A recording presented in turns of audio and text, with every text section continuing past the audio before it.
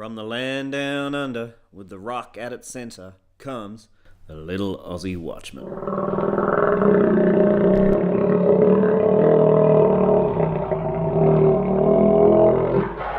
Redefining Fascism. Over the last 40 to 50 years, fascism and its meaning has been redefined.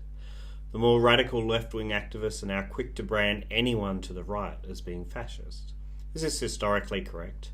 What are fascists and how do they behave?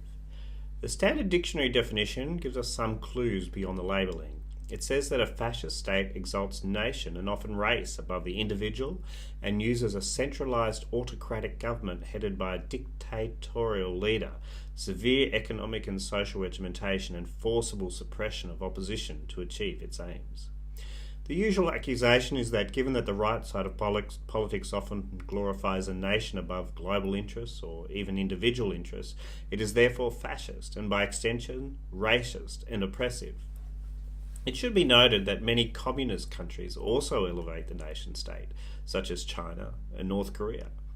The main clue to the actual historic origins for fascism lies in its use of a centralized and powerful government to control the masses. Given that the right wing places emphasis on reducing the power and influence of government over the individual, while the left wing tends to increase the power of government in all areas of life, it is hard to understand how a right wing government could become fascist. All would agree that fascism finds its origins in Italy under Benito Mussolini. Also, all would agree that his early passion was left wing politics. He was an avid student of Marxism, was strongly involved in the Italian Socialist Party, and was the chief editor of a strongly socialist Italian newspaper called the Avanti. With the rise of nationalism associated with World War I, Mussolini altered his position on three philosophical positions often maintained by socialism. First, he stopped believing that peaceful means could lead to the rise of socialism. 2. He elevated the role of the nation-state over that of the class, or the proletariat, often referred to as the working class. 3. He began to believe that an elite group needed to rule the working class and as such adopted the philosophies of Friedrich Nietzsche.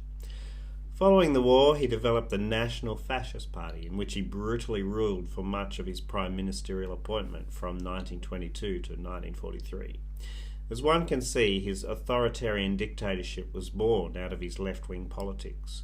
In order to ensure that he could impose his ideals upon society at large, he used pragmatic means to gain absolute control. Hitler's Nazi Party was very similar. Nazi stands for National German Socialist Workers' Party. It too had strong socialist base and was brutally enforced by a dictatorship. Its socialist platform that allowed its rise to power included the following aims. Point 13. We demand the nationalisation of all previous associated industries.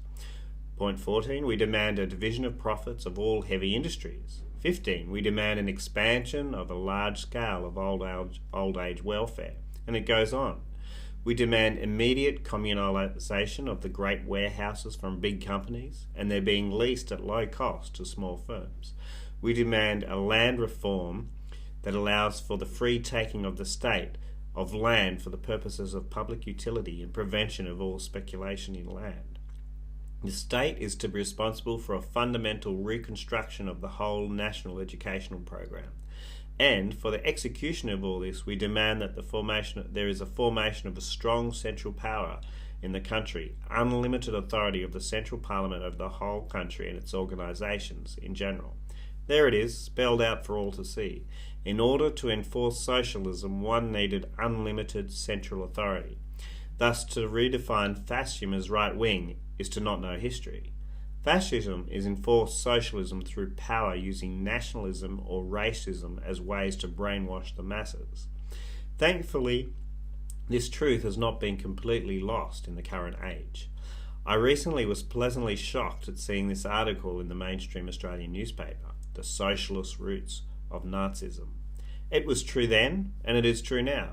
Left-wing agitators use collectivist labels such as racist, sexist, white supremacists, homophobes, bigots to brand their opposition as evil.